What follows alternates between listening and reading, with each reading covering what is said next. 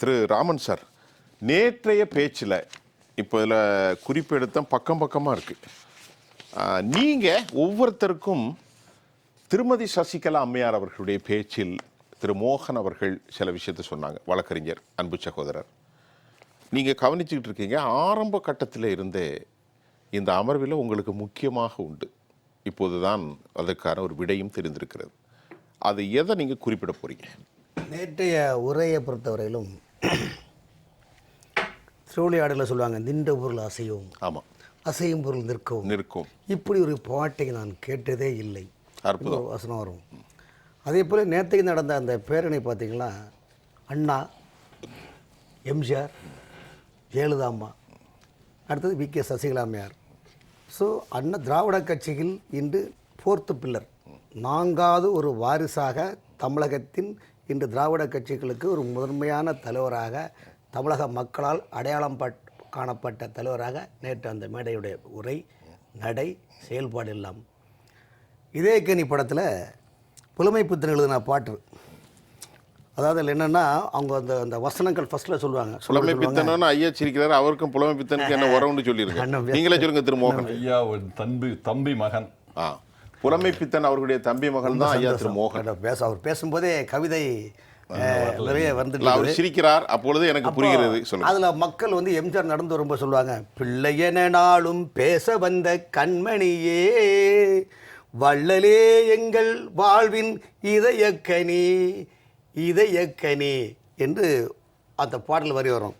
அதுக்கு இடையில வந்து என்ன சொல்லுவாங்கன்னா, இங்கு உள்ளவங்க எல்லாரும் உங்க பின்னாலே, நீங்க நினைச்சதெல்லாம் நடக்கும் உங்கள் கண்ணு முன்னாலே.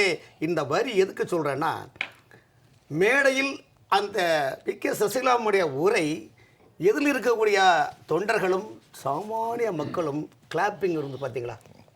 ஏனென்றால் இதுவரையில் இத்தனை ஆண்டு காலம் மறைத்து வைத்திருக்க பல ரகசியங்களை நேற்றைய மேடையில் பேசியது தமிழகத்தினுடைய மீடியாக்கள் மத்தியில் மட்டுமல்ல, அரசியல் விமர்சகர்கள், பத்திரிகையாளர்கள், ஆளும் ஆட்சியாளர்கள், எதிர்க்கட்சி சொல்லக்கூடிய பல அரசியல் கட்சிகளுக்கும் ஒரு கவன ஈர்ப்பான ஒரு நிலைப்பாடு உள்ளது.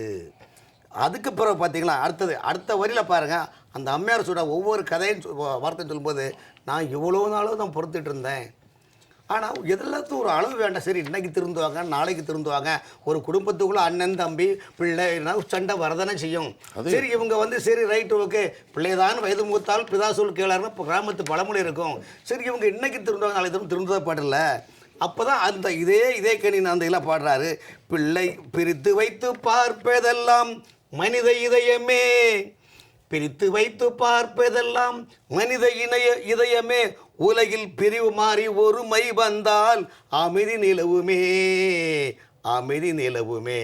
ஆனால் இந்த அமைதியை வி.கே. சசிகலா மாதிரி எதிர்பார்த்தார்கள், மக்கள் எதிர்பார்த்தார்கள், தொண்டர்கள் எதிர்பார்த்தார்கள். ஆனால் எங்கே அமைதி என்ற நிலைப்பாடு கேள்விக்குறியாக உள்ளது.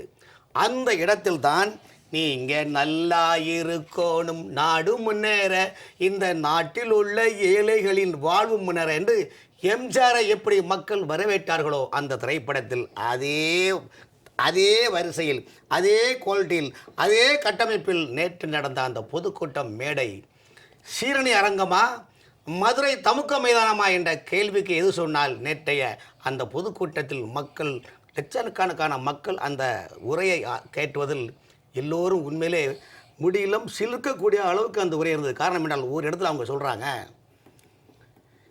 இந்த கட்சிக்கு ஜெயலலிதா அம்மா இவ்வளோ தியாகங்களை செய்து பல்வேறு திமுகவுடைய நயவஞ்சக செயலில் ஈடுபட்டு பல்வேறு வழக்குகளை புணரப்பட்டு சிறையில் அடைக்கின்றார்கள். பல துயரங்களும் துன்பங்களும் நான் அனுபவித்தேன்.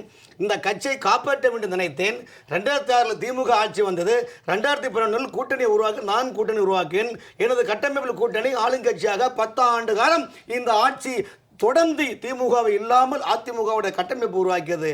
என்னுடைய உழைப்பு எவ்வளோ உள்ளது, எவ்வளோ தியாகங்கள் உள்ளது. நான் இன்னைக்கு வந்து இவ்வளோ நான் கஷ்டப்பட்டு உங்களுக்காக இந்த கட்சி உடைஞ்சிடக்கூடாது, இந்த கட்சி பிரிஞ்சிடக்கூடாது, இந்த ஆட்சியை டிஸ்மிஸ் பண்ணிடக்கூடாது என்பதற்காக நான் நம்பிக்கையான ஒரு நபரை நான் விட்டு வைத்து சென்றேன். ஏன், எனக்குன்னு உறவினர்கள் இல்லையா, எனக்கு சொந்த பந்தம் இல்லையா, நான் நினைத்தால் யாருமே போடலாமே. ஆனால் இப்படியெல்லாம் செய்து நீங்கள் என்னை ஒரு காகிதம் போல் கசைக்கு பிழிந்து எறிந்து விட்டீர்களே, இது என்னால் ஜீர்ணிக்க முடியவில்லை. ஆகவே தான் மக்களிடம் நான் பல உண்மையை சொல்ல வேண்டும் என்ற நிர்பந்தம் வந்துள்ளது. காரணம் என்றால் எவ்வளோ குற்றச்சாட்டு. அதாவது நம்மளாக இருந்த கூட சில விஷயங்கள் சொல்ல மாட்டோம் சார்.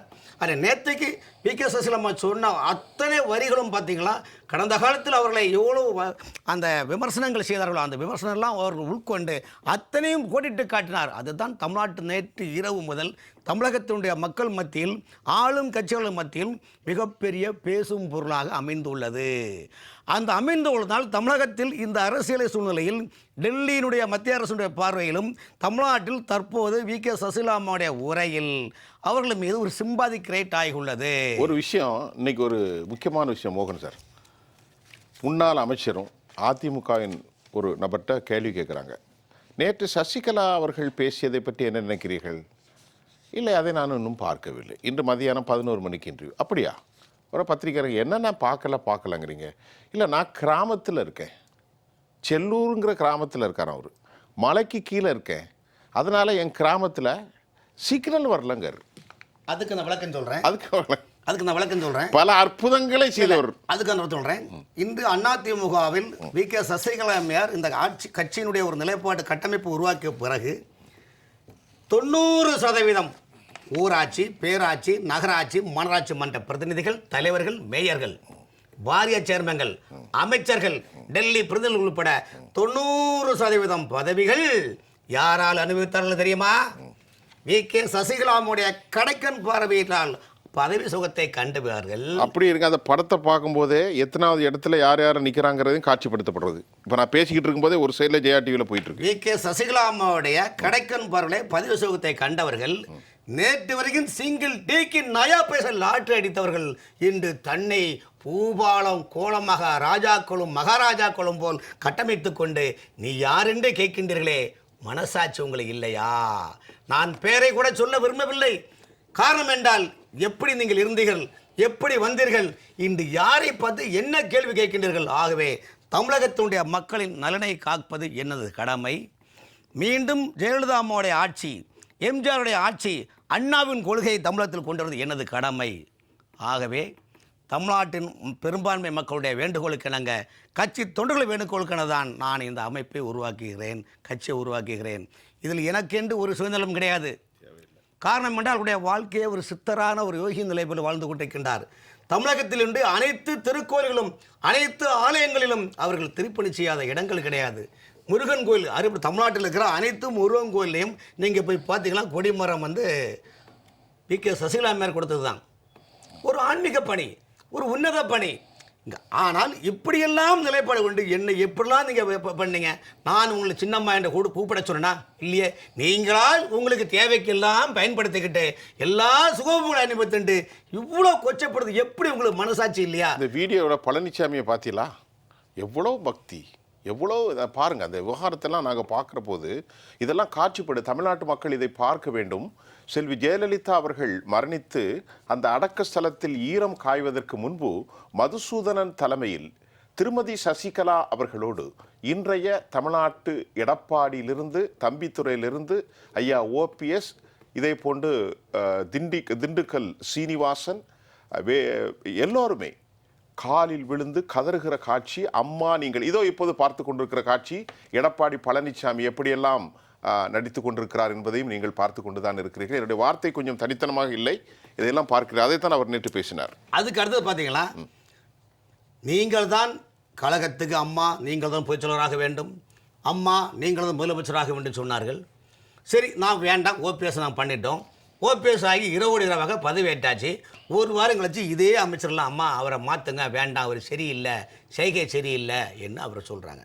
ரெண்டாவது அடுத்த அரசில் சொன்னாங்க பாருங்கள், ஓபிஎஸ் உடைய மனநிலை இவ்வளோ மோசமான மனநிலை மாற்றம் என்ன என்பது நான் வெளிச்சம் போட்டு காட்டவில்லை. அது உங்களுக்கு தெரியும் யார் இதில் டைரக்ஷன் கொடுத்தாங்கன்னு. சரி, அது நமக்கு சொல்ல வேண்டாம். ஏன் தர்ம யுத்தம் செய்தார்? அந்த தர்ம யுத்தத்திற்கு பின்னால் தர்ம யுத்தம் செய்ய அவரை ரிமோட் ஆபரேஷன் பண்ணது யார்? இல்லை என்றால் அவருக்கு இந்த நிலை வந்திருக்காது. இந்த ஓபிஎஸ் நிலைமை என்ன? நூலும் இல்லை, வாழும் இல்லை, வானில் பட்ட விடுவேனாண்ட ஒரு நிலைப்பாட்டில் தொங்கிக் கொண்டு கட்சியுடைய தன்மானம், இந்த அதிமுக தன்மானத்தை எல்லாம் எங்கேயோ கொண்டு அடமான வைத்து அவங்க போகும்போது சொல்றேன், என் கட்சி சின்னத்தில் நிற்கிறியா, என் கட்சி, ஆஹா என்னடா இது இப்படிலாம் இது பண்ணோம், என் கட்சி சின்னத்தில் இருந்தீங்கன்னா தொண்டன் என்ன நினைப்பார், மக்கள் என்ன நினைப்பார்? ஜெயலலிதாவுடைய ஆத்மா உங்களை மன்னிக்குமா? எம்ஜிஆர் ஆத்மா உங்களை மன்னிக்குமா? வி.கே. சசிகலா அம்மையார் மேடையில் என்ன சொன்னாங்க, நாம் இந்த கட்சியில் எதுக்கு பயணிக்கிறோம், இந்த கட்சி எதுக்கு ஆரம்பித்தாங்க, தீய சக்திகளை அப்புறப்படுத்தி மக்களின் மேம்பாட்டுக்காக தானே இந்த கட்சி ஆரம்பித்தது. அப்படிக்கின்ற நேரத்தில் நம்முடைய லட்சியம் என்ன, இது என்ன, மக்களுடைய நிலைப்பாடு என்ன, இதெல்லாம் இருந்தேன்னா நம்ம இந்த கட்சியை ரன் பண்ணிகிட்டு இருந்தோம். அப்படிக்கின்ற நேரத்தில் அம்மா என்னென்ன சாதனை பண்ணாங்க. இன்றைக்கி பெண்கள் பேருந்து நிலையத்தில் போயிருந்தீங்கன்னா குழந்தை பெற்றெடுத்த குழந்தைய பச்சிலம் குழந்தைய கையில் வச்சுருப்பாங்க. எப்படி பால் கொடுப்பாங்க, அதுக்கு பால் விட்டு அறைய நான் வச்சேன். எவ்வளோ பெரிய பள்ளிக்கூட படிக்கும் பள்ளி மாணவிகளுக்கு நீண்ட தூரம் போகணும், 10 கிலோமீட்டர், அவங்களுக்கு சைக்கிள் கொடுத்தேன். கிராமத்தில் மடிப்பு கரணி கொடுத்தேன், ஃபேன் கொடுத்தேன், மிக்சி கொடுத்தேன், கிரைண்டர் கொடுத்தேன். கிராமத்தில் உள்ள அந்த குடும்ப பெண்கள் ஆடு மாடு இதெல்லாம் கொடுத்து எவ்வளோ அவங்க குடும்பத்தில் ஒரு ஆள் மாதிரி என்ன நம்மளை பார்த்தாங்க அந்த கட்சிக்காரங்க. மக்களும் நம்மளை அப்படி தானே பார்த்தாங்க.